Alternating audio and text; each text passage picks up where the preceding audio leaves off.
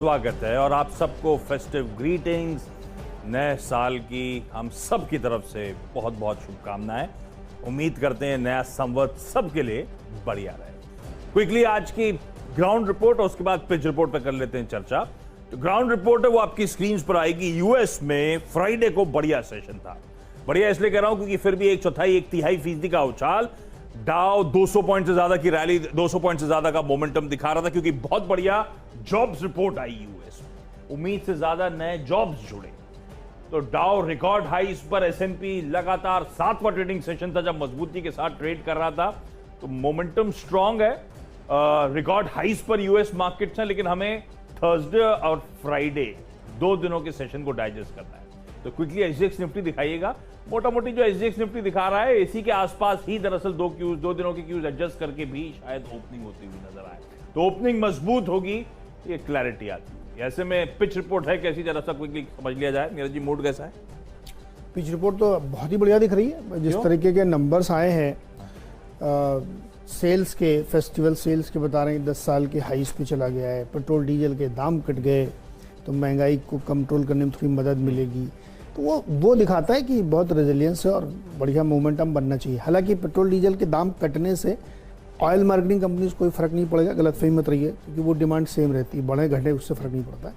Inflation पे फर्क पड़ता है कि जो ट्रक ढो रहा है, जो सब्जी जो इतनी महंगी हो गई थी, ये दूसरी चीज़ें हो गई थी, उस पर असर पड़ेगा, इसलिए उसका इम्पैक्ट आते समय में जरूर दिखेगा।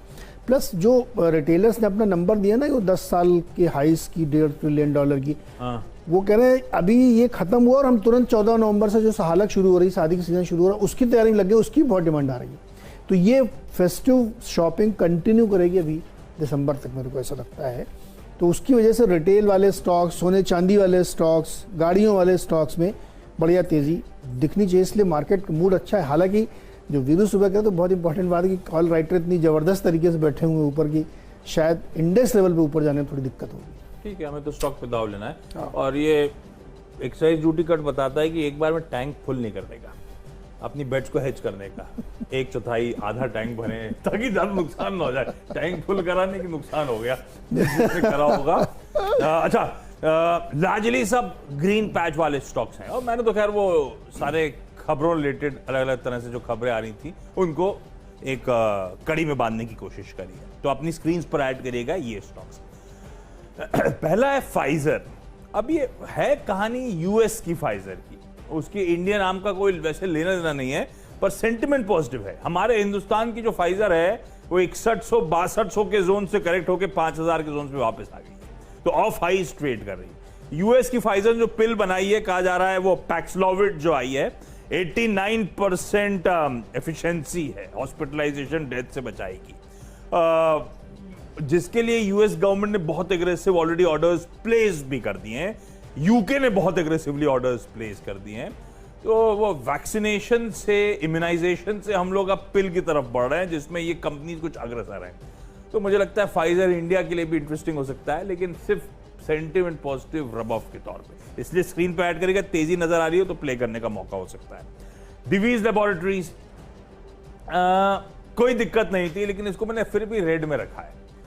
दिवीज लैबोरेटरीज को रेड पर रखने के कुछ मल्टीपल रीजंस। एक तो हम लोग सुबह जो चर्चा कर रहे थे, मर्क की ऑलरेडी एक ड्रग है जो ट्रायल डेटा सजेस्ट करता है सरपास कर गई थी उसकी भी पिल। वो जो मोलनुपिरावीर जो है वो टाई अप हुए थे तमाम कंपनीज के साथ उसके, जिसमें दिवीज लैब जो है ऑथराइज्ड एपीआई मैन्युफैक्चरर था उस मोलनुपिरावीर के लिए। तो अब मर्क का चैलेंज फाइजर की तरफ से आ गया, तो एक सेंटिमेंट थोड़ा सा डैम्पनर होता है क्योंकि ये एक्सक्लूसिव टाई अप वाली कंपनी थी। दूसरा, जो Q2 नंबर्स आए, नंबर्स में कोई दिक्कत नहीं है, पर नंबर्स में कोई ट्रिगर भी लैक करता है, ये भी इशू है। आए 14% बढ़ी, हमारी उम्मीद थी 13-14% बढ़ेगी, इन लाइन। मार्जिन जरूर हम लोग सोच रहे थे कि फ्लैट होंगे, 42.24 पे थे, 42.3 पर होंगे, स्लिप हो गए 41.2 पे, यानी कि 120 बेसिस पॉइंट्स का मार्जिन पे दबाव था। फिर भी 40% के ऊपर हेल्दी मार्जिन हैं, कोई शक नहीं, लेकिन वो ट्रिगर लैक है, मार्जिन थके थे। और ये स्टॉक ध्यान रखिए अपने पीक लेवल्स के आसपास ट्रेड कर रहा है। FY23 के बेसिस पे 39 टाइम्स के आसपास ट्रेड होता है, हिस्टोरिकल हाइज भी 40 के आसपास है। तो अपसाइड कैप्ड है, लैक ऑफ ट्रिगर्स हैं, इसीलिए शायद प्रॉफिट ब्रोकिंग की गिरफ्त में आ सकता है। कंपनी अच्छी है, तो हो सकता है इसलिए स्क्रीन पर ऐड करके चलेंगे। फिर 2 नंबर्स में वो बाद में आता हूँ, ये 2 फिर फार्मा ब्रिटिश कंपनी। ओके, भारतीय एयरटेल पहला स्टॉक, और इन्होंने अपडेट जो दिया था कि इन्होंने 5G को जो है बिजनेस और एंटरप्राइज के लिए रोल आउट कर दिया है। हालांकि अभी भी इसको पायलट ही मान रहे हैं, लेकिन ये रोल आउट इन्होंने किया है। तो और इसके लिए बाकायदा Cisco, Amazon, Google cloud, Nokia, इन सब की मदद से इन्होंने किया है। और बहुत सारी कंपनीज के साथ टाई अप किया है, जैसे फ्लिपकार्ट के साथ इन्होंने किया है, अपोलो हॉस्पिटल के साथ किया है। तो ये एंटरप्राइज सर्विस जो 5G की, उसका रोल आउट शुरू किया है। बड़ा इंटरेस्टिंग है कि इसके बाद ये फिर और इंटरप्राइज में करेंगे। वैसे भी 5G जो है आम आदमियों के लिए बहुत देर में आएगी, पहले एंटरप्राइज है क्योंकि महंगी होगी थोड़ी सी, और स्पीड जो इतनी हमको चाहिए उससे मल्टीपल टाइम ज़्यादा है। तो ये बड़ा इंटरेस्टिंग है कि 5G का रोल आउट भारती करते हुए दिख रही है। बाटा पे ध्यान रखिएगा, नतीजे आए थे इसलिए इसको लिया है। ऑपरेशनली नंबर बहुत ही अच्छे देखने को मिल रहे हैं, मार्जिन काफ़ी इंप्रूवमेंट में 5 से बढ़ा के 20% इन्होंने कर लिया है। सेल्स काफ़ी अच्छी आई, कंपनी घाटे से आई। हालांकि अगर आप बाजार के अनुमान देखेंगे तो उसके लेवल के आसपास ही है या उससे स्लाइटली कम है, लेकिन नंबर ऑपरेशनली अच्छे हैं। मुझे लगता है कि बाजार को ये पसंद आना चाहिए। ओके, 2 छोटी कंपनीज सिर्फ नंबर्स के दम पर। पहली है आंध्रा पेट्रोकेमिकल्स, 197 के ईयर हाईज, 140 के नीचे स्टॉक ट्रेड कर रहा है। पहली बात ध्यान रखिए, एक्स ग्रुप का है। एक्स ग्रुप मतलब केवल BSE पे लिस्टेड है, एक्स ग्रुप का है और 5% वाला है, तो हमें जरा उस हिसाब से ध्यान रखना पड़ेगा।